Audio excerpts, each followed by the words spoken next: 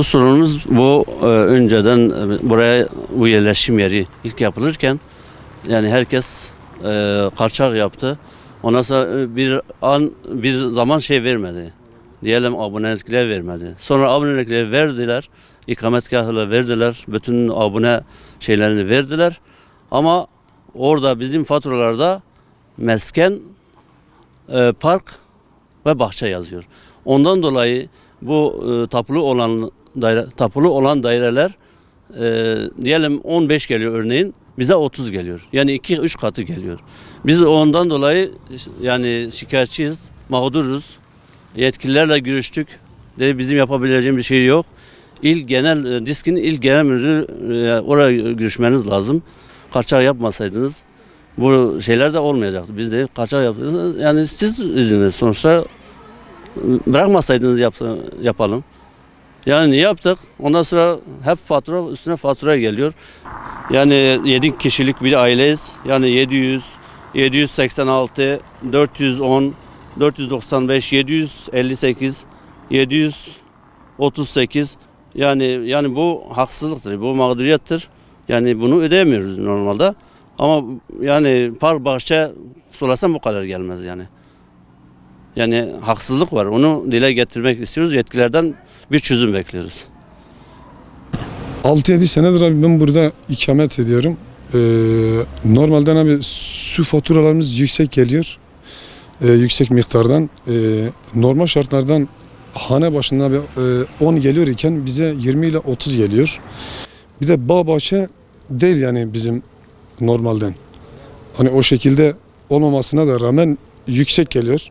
Hani bu süre zarfının içerisinde abi biz de bunu bu şekilde kabul etmiyoruz yani.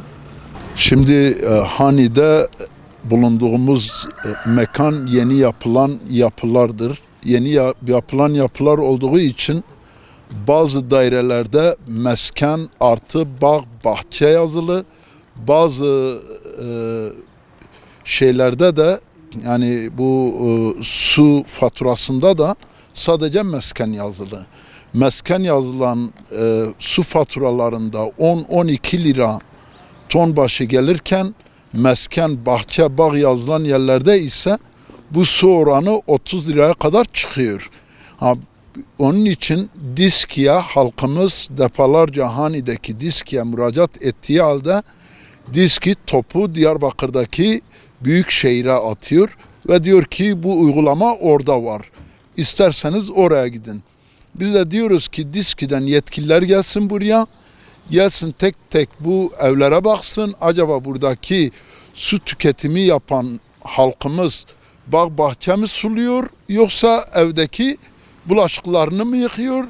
Temel ihtiyaçlarını mı gideriyor? Bizim çağrımız yetkililere, özellikle DİSK'ye bugüne kadar haksız olarak su faturalarından 2-3 kat alınan paranın tekrar geri ödenmesi ve o şekilde faturaların düzelmesini istiyoruz. Çağrımız odur yani. Bulunduğumuz bölgede hastane çevresidir. Bulunduğumuz sokakta Cengiz Sokak'tır.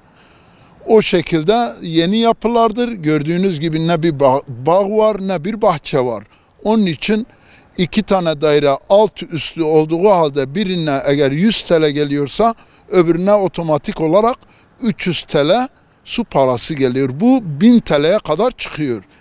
Şu anda biz Hani'de olarak Hani'deki halkımız 400-450 lira elektrik parası öderken su faturası bazı evlere, hanelere 900 liraya kadar da çıkıyor. Yani onun için bu mağduriyetin giderilmesi için DİSK yetkililerine acil önlem almalarını istiyoruz.